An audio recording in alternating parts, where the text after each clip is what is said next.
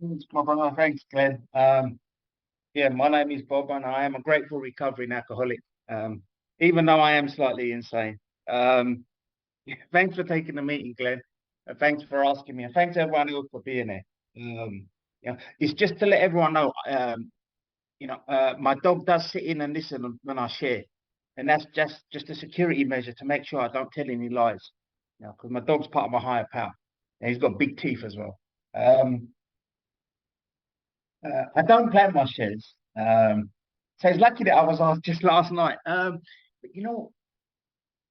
there's a few things I I try not to do a drunk along, because I think if people don't know how to drink, I think they're in the wrong place. Yeah, I think we most of us are here because we know how to drink all too well, and we can't stop drinking. And the other thing is that I try not to swear. You know, and that's weird because when I'm not in a meeting, um, I use some very colourful language. But I rein it in when I'm not when I am in a meeting. Um, and just is there anyone that is new around or in early days? It's just so that I know. Oh, okay, BG, you're in early days. Okay, okay. Um, I tell you what. Um, No, it's okay though. You're good. okay. Yeah, no, I'm Um, not. Uh, yeah. So don't worry about catering to. I'm married to a 32-year sober guy. no So problem. yeah. Um, I tell you what. I started coming to AA in 2015. Um, do you know what? I never knew what to expect. Um, I wasn't 12 step. Um, I'd already been drinking for a very, very, very long time at that point. And like I said, it was just like, you know what, I need to try something else. And I think it must have been through the internet or something that I found where the local AA meeting was. And again, like I said, I didn't know what to expect. Yeah. And maybe in my head, I thought like, I'll go in there and they throw pixie dust on me and I'll be okay. You know, I do. Do you know what? I did not have a desire to stop drinking. I had a desire to stop consequences. If someone asked me, "Do you want to stop drinking?" I would have said, maybe." Yeah, I actually wanted to stop all the other bad stuff going on. And when I say bad stuff, I mean getting caught by my wife. Um, and you know, to this day, I still remember everyone that was at my first meeting. Um, I don't really remember what was shared, but I do remember all the people that were there. And I remember the old timer that was there, what person that had the longest time. Um, and the only thing I can say is he had a look in his eye, uh, that he was smiling with his eyes. It's the only way I can describe it. And I couldn't understand what it was. He was a frail old man, even back then. Um, and and the one thing, apart from that, what I do remember is that the people talking about what happened when they were drinking, and they had humor in it. And I thought, these people are mad. And all I could say at that meeting is, my name's Bob and I'm an alcoholic. It's all I could say. And I felt like crying. I don't know why. And and when I look back, it's probably because it was the first time that I actually said I'm an alcoholic. Or because before that, I'd say that, I've got a problem with drinking. People used to say to me, you know what, you've got a problem with alcohol, And I used to say, no, I don't, because I know where to get it. I can get it from that shop and that shop and that shop. I didn't think I had a problem, you know. Um, I just thought it was normal just to go to the hospital like once a month, just to get cleaned out. I thought it was a normal thing. Um, and even though at that point I tried like day centers to try and like stop drinking, or to cut down my drinking. And do you know what? I'll share this with you. I've tried so many different ways, and this is the one that I really, really remember. Um, at one point, my late wife, she took me to see this like Indian priest. And she said, you know what, your drinking's bad. You know what, we got to do something. And, and I went to see this old man. And he goes, what you got to do, he gave me this clay pot and he gave me this little idol. And he said, 30 days. He goes, you get a steel bowl, and he gave me some oil. He goes, you put some oil in this bowl, and you've got to look at your reflection in this steel bowl, and you've got to recite this prayer. And the prayer must have been for about half a minute or a minute. I can't remember. And he goes, you recite it, and at the end of that, once you finish, you pour the oil over the idol while it's in the clay pot, and you do it for 30 days continuously without break. And after the 30 days, you go and throw it in the river. And I said, and then what? He goes, and then you won't drink. And I said to him, well, what if I drink during those 30 days? Do I have to start 30 days again? He goes, no, don't worry. Because once you've started, he goes, at the end of the 30 days, you go and throw it. He goes, it has to be a river. And he goes, you will not drink. And I thought, okay, brilliant. So I did that for 30 days. And then I went to throw it in the river. And I was walking back from the river. And there was a supermarket. And I thought, you know what, I might as well do my shopping. So I went in there and I did some shopping. And I bought a bottle of rum. And I came out. And I'm cursing this man. And I'm cursing him. I'm saying, you know what, I gave you, I can't remember what it was, 250 or 300. Cursing him. I'm saying, I gave you this money. You know, I could have saved that money and bought 20 bottles of rum. That's what my head was thinking, you know. What I'm trying to say is that, you know what, that is just one of the ways I tried to stop, and I couldn't stop. And then I found AA. And you know what, it would be really, really good if I could say, after my first meeting, I never drank again. But that's not my story, you know. My story is it took me 6 years from 2015. It took me 6 years of going to meetings. I won't say before I got it, because I don't say I've got it. Still say I'm getting it. For 6 years, I was in and out. I always kept going to meetings. I might take a break, you know, after I come out of hospital or whatever, and you know. But the thing is that I'd say I got sober, not sobriety. I got sober for periods where, you know, it might be been a few months, you know, maybe up to 6 months at a point. And I thought that was all I had to do.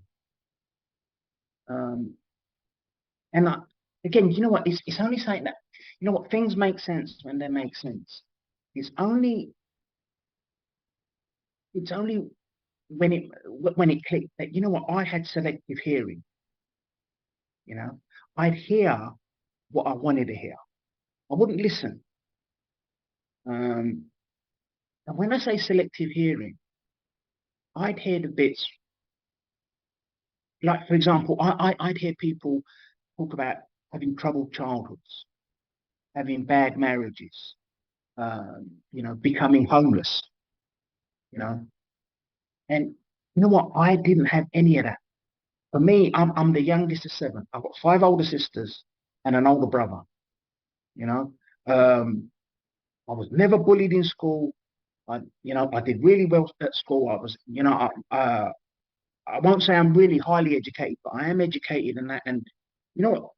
I grew up loved in the house. You know, I was the baby in the family, and I was the youngest grandson. So if I wasn't spoiled by like my brother or my sisters, then I was spoiled by my parents or my grandparents or my uncles.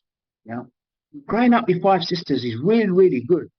Yeah, when I wanted to be fed, but it was really bad when I wanted hand-me-downs. You know, but that's my story. Um, and and what happened is, like, I couldn't relate to that when people would talk about their childhoods. And the other thing that I heard was people saying that they started going to meetings and they never did the program, never got a sponsor, never did the steps, and they never drunk again. And they had been like that 15 years, 20 years. You know, I think by now some of the people are probably coming up to 30 years. And it sort of subconsciously, maybe it sort of clicked that, you know what, that's what I'm going to do. Because like I said, is I put the drink down and get a few months and think, well, I don't need to do all this stuff because so's not got a sponsor, so and so's not doing the steps. I don't need to do that. And without judging them, without because I don't know what goes on inside their head. I'd fall and I'd go out again. You know, and people would ask me, "Are you doing the steps?" And I say, "Yeah. I'm on step one. I'm on step one or step two." Realised that, you know what, 6 years I was doing the hokey cokey with the first two steps. So do step one, do step two, turn around, jump out. You know, you put your left leg in, put your left leg out, turn around, jump around. That's what I would do in the step. Even now, do you know what? When I look back and I reflect on it, I was playing hopscotch with the first step because I could see that my life was unmanageable, but I didn't want to admit that I was powerless because I couldn't understand how I could be powerless over a substance. You know? And here's the thing about being unmanageable. You know what amazes me is even though my life was unmanageable, I always managed to get alcohol. You know? At the end of my drinking, I couldn't manage to walk to the toilet. I'd crawl to the toilet, yeah, do my business or whatever. But when I had to go out alcohol, I'd be able to walk out to the shop. I wouldn't be able to walk in a straight line, but I could manage to drive. Do you know what? That's how mad it was. You know, that was my manageable bit. And like I said, it took me 6 years. Um, and you know what? My wife is a big part of my recovery because she went with me to my first meeting. Because you know what? I'm not small. I wouldn't say I'm a huge bloke, but I'm not a little bloke. And I like to cause trouble. So I went to my first meeting with all the arrogance and ego that I could muster, and I went in there like with all the bravado I could have. So basically, what I did is I walked around behind my wife, and I was like hiding my head because I was like a little kid. Yeah, shows you what I'm like, isn't it? Um, you know, it's like my wife. It's almost like she wanted to will me into getting better. You know, she's passed away now. And you know what?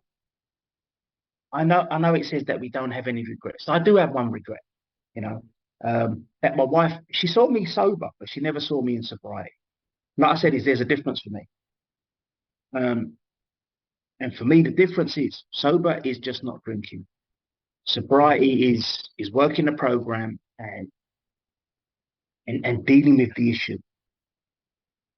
And you know what? I remember early on in the first meetings, I used to hear people say the alcohol's in the bottle and the alcoholic's in the head. I had no idea what it meant. It sounded really good, and I used to say, "Yeah, that's it." And I used to repeat it. You know what? It took me 6 years to work out, and today I understand. I understand what that means. The alcohol is just that liquid stuff in the bottle, and the alcoholic is in my head because it's in my head is that there lives this little voice, and it's called Bob. And you know what? That little voice in my head, it is brilliant, you know, because it does wonderful things. You know, it works out people taxes because that's what I'm an accountant. You know, it works out problems. It solves problems. You know, it's so brilliant. It tells my heart pump blood around my body so that blood can go back to my brain to keep it going. But it also tells me that I don't have an illness. It tells me that I'm all right. And if that little voice in my head, that little Bob, if he takes over, then I'm off. I'm off. I'm on the yellow brick road with Oompa Loompas. I'm doing things that shouldn't be done, and I get into loads and loads of trouble. And it was almost like my wife knew back that little voice in my head. You know, she was the first one who ever said to me that, you know what you have is an illness. You know, it's not a lifestyle choice. It's not something that, oh, look, you know what, you started doing something and it went belly up. What you've got is an illness. Unfortunately, when she explained that to me, I used it as an excuse to drink even more. That I have to drink because I've got this illness, you know. But that's me, you know what, I would manipulate it. And like I said, you know what, she was a big part of my recovery, because you know what she would do? I'd come home from work and she used to make stuff like cakes and biscuits and Indian food. And I'd say, like, what's this for? She goes, oh, that's for you to take to the meeting. So she was almost blackmailing me to go to the meeting. You know, I didn't realize it. Anyway, like I said, it took me 6 years for those things, for that understand, for me to appreciate what was being done. Unfortunately, she passed away in 2019. And by that time, I'd been doing meetings for about three and a bit years. And I thought, you know what? That's it. I've had enough. I can't be bothered anymore. And I just started drinking. I won't say drinking. I was drowning in drinks. To give you an indication, the month after she passed away, it was February, which is a 4-week month. In that 4-week month, I was in hospital 4 times because of drinking.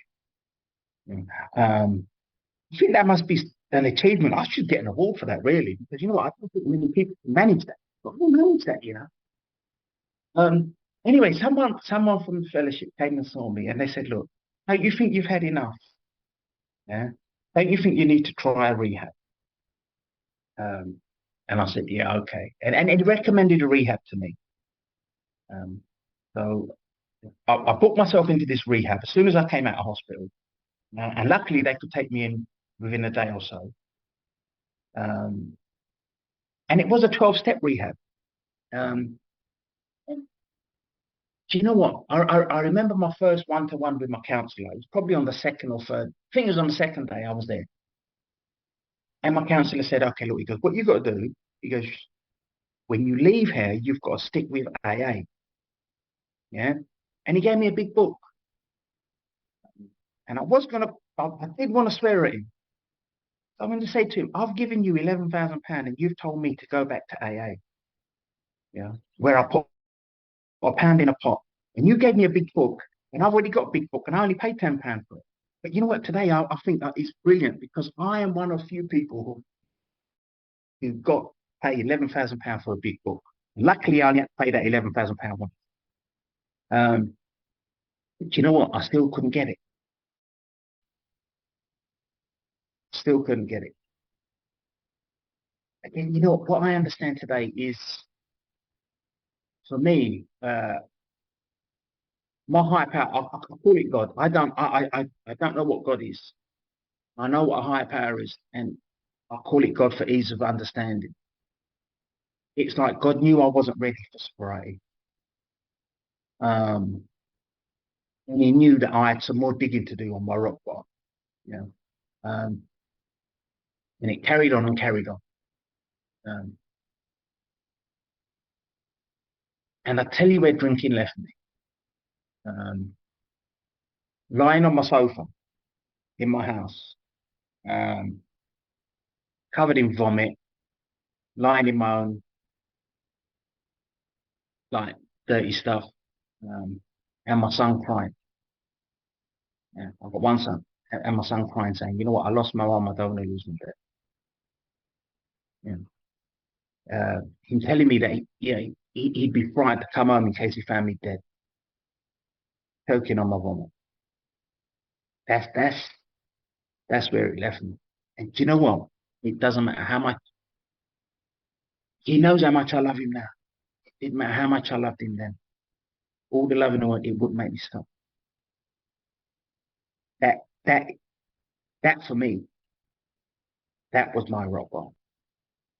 You know, knowing that I couldn't stop and looking at his face, and you know, even now it still makes me feel sick. You know?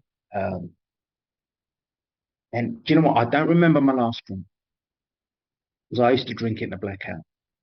Um, and all I remember is it was around his birthday. So for me, my sobriety date is his birthday.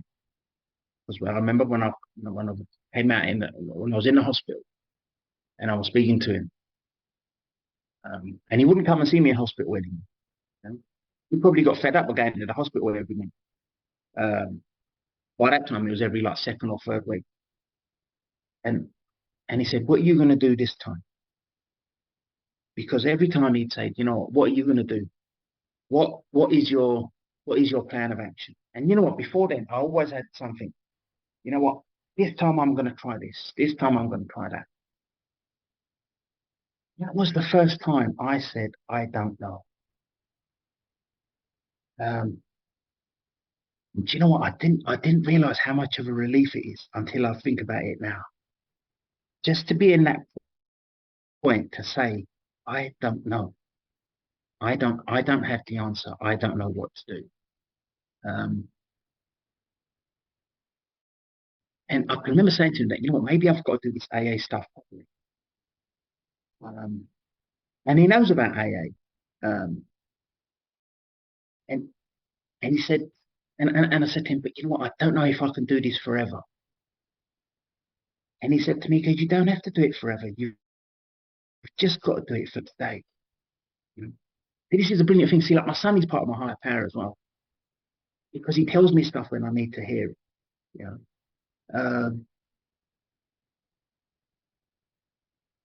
you know what? That was my rock bottom. When I speak to people that are struggling now, you try and explain to them that, you know what's happening is that you've got a shovel in your hand. You've got a shovel in one hand and you've got a pickaxe. What you're doing is digging.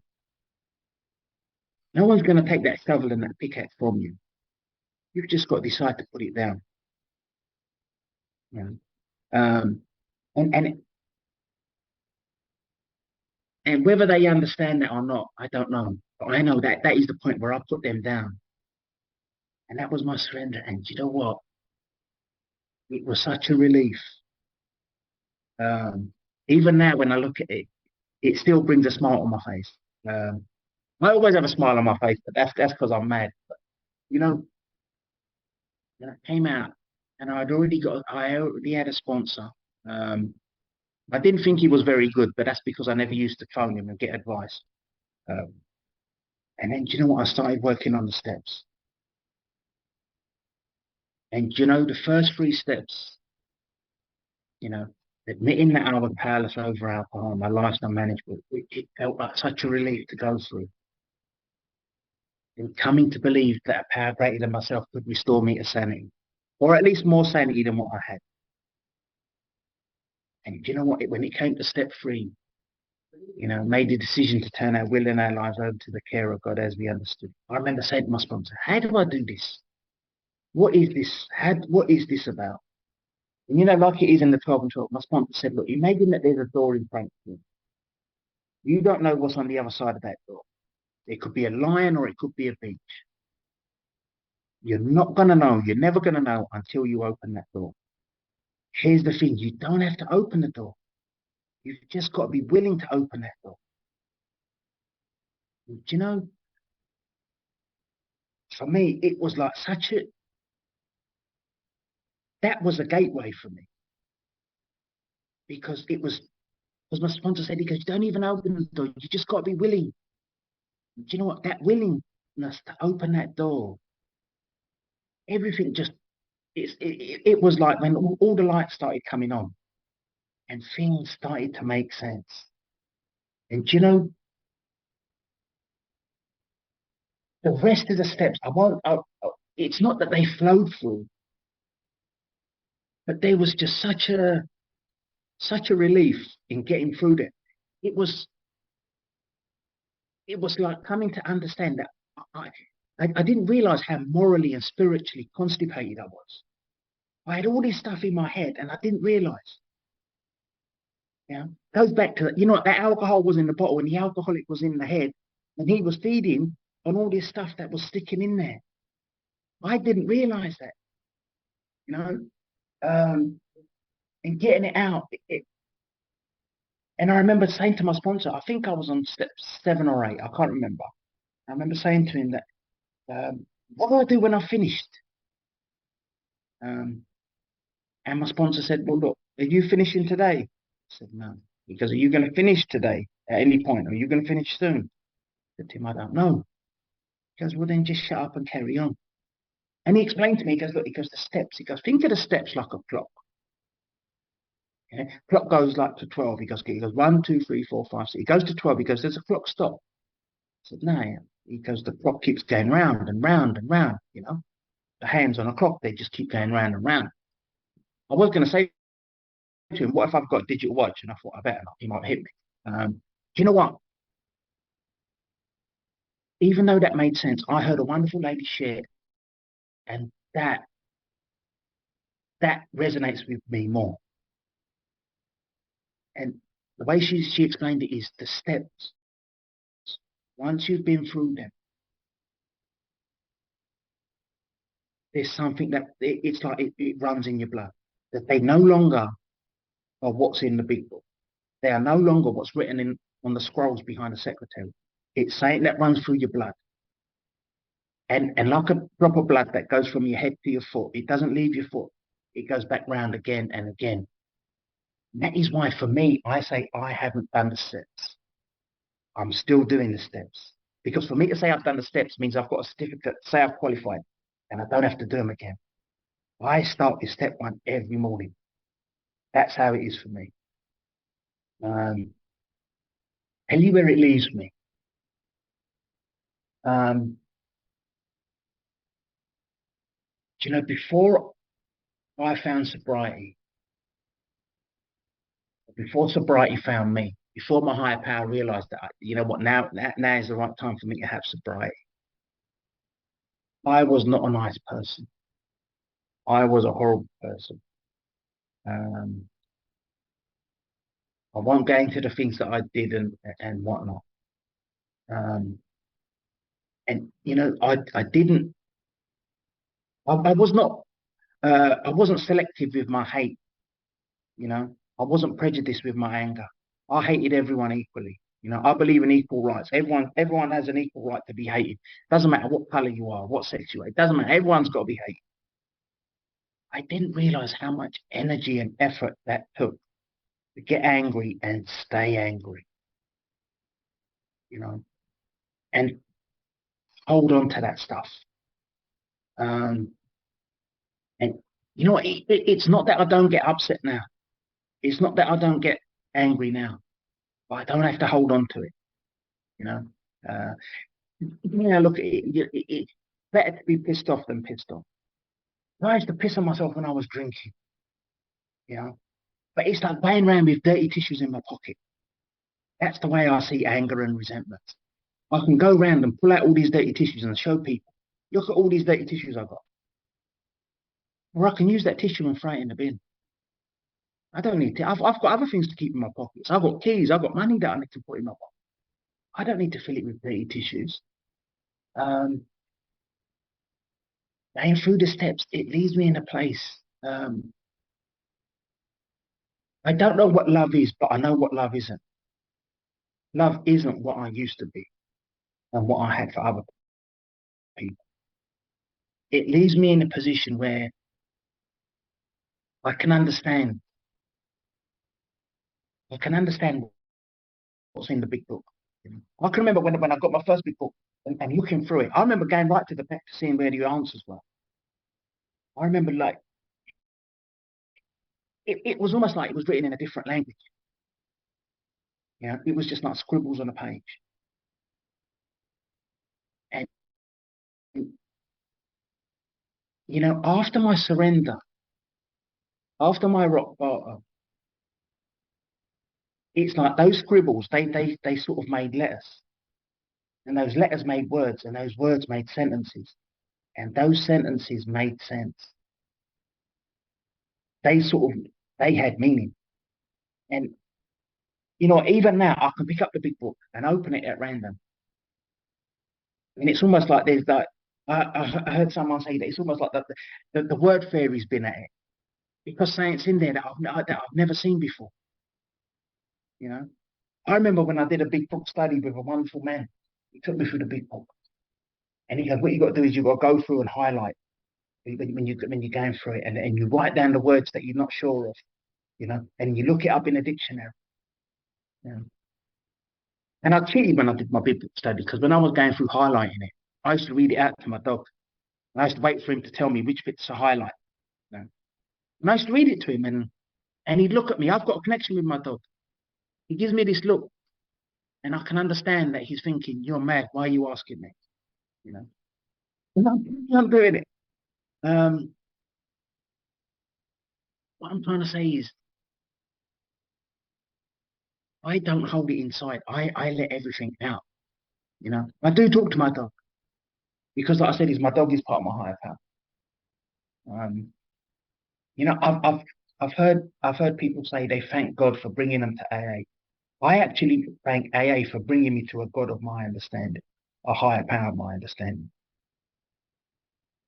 Because, you know, up until my surrender, I remember saying to my son, "You know what? I don't know about this God thing. I don't know how to do this God thing.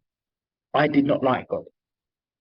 Um, you know, in my religion, the God that I was brought up with is not a punishing God or a vengeful God. It's a loving, caring God.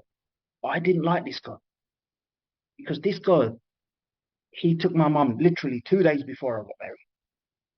You know, this God, he gave my dad cancer twice and took him 4 months before he took my granddad after giving him cancer twice. And they loved this God.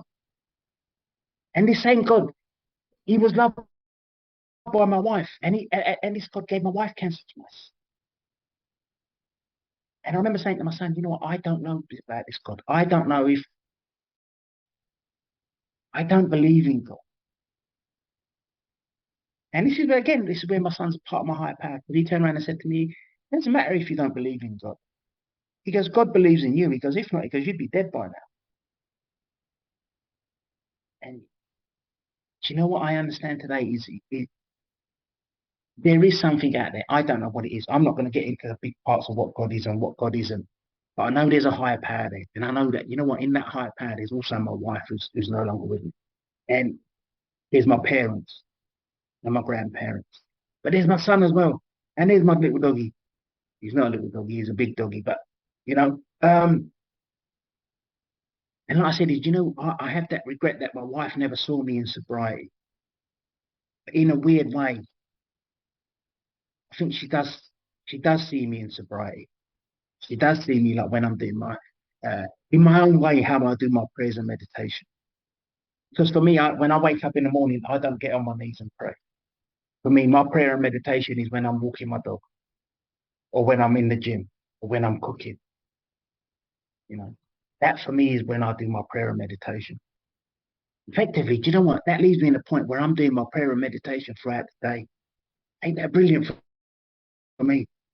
Again, where does that leave me? It leaves me working the program, and it leaves me working my program. Because again, you know what? This is what I understand. Is there's only 12 steps, 12 simple steps. Everyone on this platform, there's 17 other people. Everyone else works their program slightly differently. And you know what? The way I understand it is the way I work my program is, you know what? For me, it's easy to work my program when I'm in a meeting. It's easy when I'm in an AA meeting, sitting there for an hour or an hour and a half, talking to another alcoholic. But for me, the important part to work my program is when I'm not in a meeting. You know, because it does say in step 12, having had a spiritual awakening as a result of these steps, we tried to carry this message to alcoholics and practice these principles in all our affairs. It doesn't say when I'm in a meeting.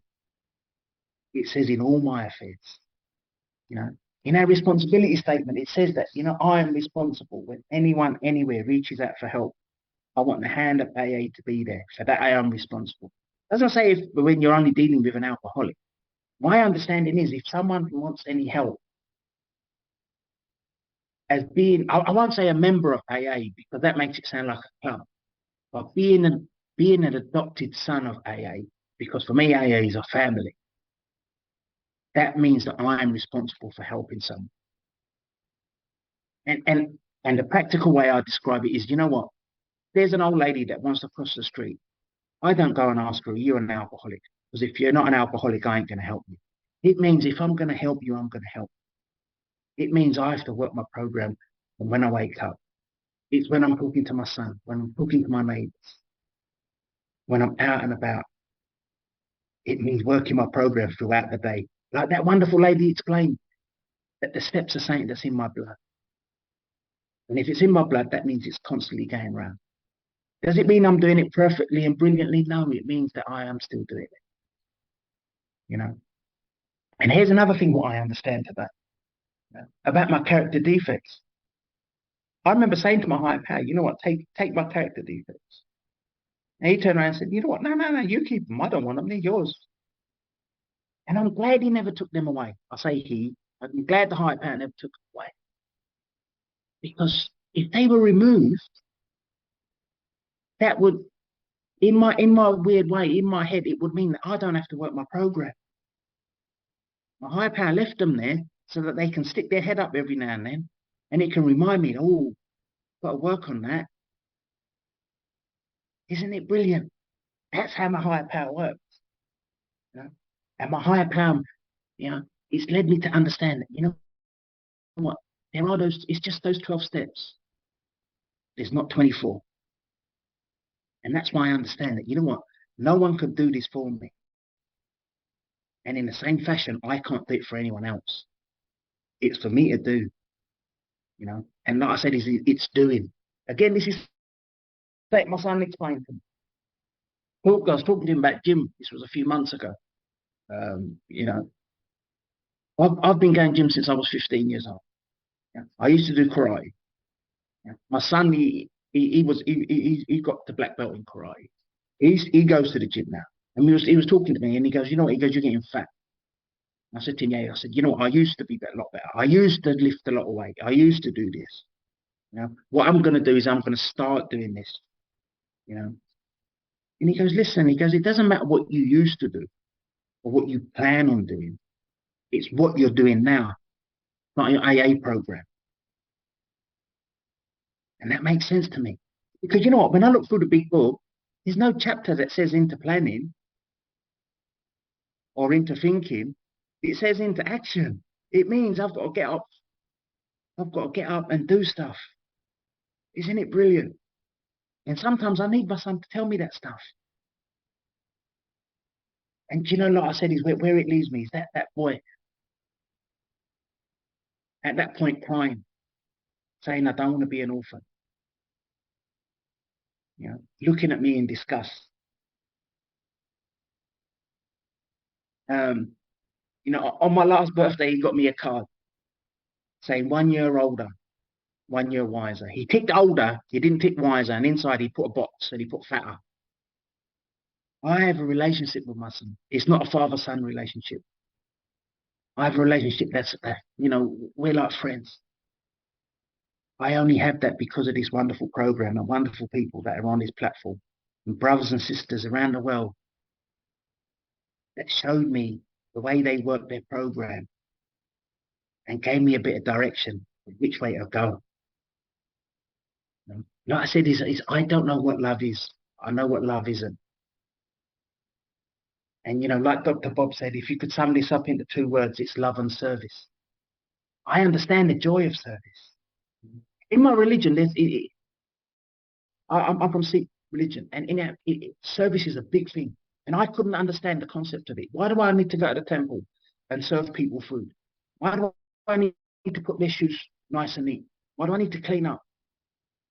You know what? I understand today. And it was, I can't remember who said it. But you know what? Service is the rent we pay for our place in, whether you want to. I think heaven and hell is on earth. Service is the rent we pay for our place on earth. And if I don't want a leaky roof, I can't scrimp on my rent. And that means I have to do my service properly. Say it is for me. leave me in a position where you know what, I can go around with a smile on my face, you know. And it leads me back to, that old time. And he had that look in his eye where he was smiling from his eyes. Yeah. It's almost like I'm smiling from my belly. My son says, he goes, you've got a big smile on your face that comes from your belly, but just get your belly down a bit. Keep the big smile, but keep your belly down. That's where it leaves me. I can laugh and joke with my son, you know. And for me, Rule 62 is a wonderful thing because I don't take myself seriously. I love to laugh and joke. If I was to sit in a meeting and everyone was sitting down solemn and serious and they didn't have a smile on their face, I'd be so upset. I have to be a little bit mad. That's how it is for me. I don't have the insanity to drink. I do have a head that's mad as a box of frogs. I don't know what that phrase means. I know that's saying in England. I don't know what it means. I don't know what frogs have got to do with being mad. But I have a head that is mad as a box of frogs. But I also know this, that I have to work my program every day. And I can't do it in little bits and bursts. I have to do it properly. I know how fragile my sobriety is. I don't know if it's fortunate or unfortunate. I've got to see people that had 10 years, 15 years, 20, 30, even 40 years of sobriety. Stop working their program and then never came back. Some of them did, some of them didn't. So I understand how fragile sobriety is. It's only for today. And I know if I don't work it every day, my sobriety is going to be fine. I think I've said enough. I'm going to open it up for everyone else. Thank you for showing me the way. Thank you for showing me there is a way, and it's a way that I can show someone else. Yeah, as long as they want it. It's not for those who need it. It's for those who want it. I'll leave it there. Thanks.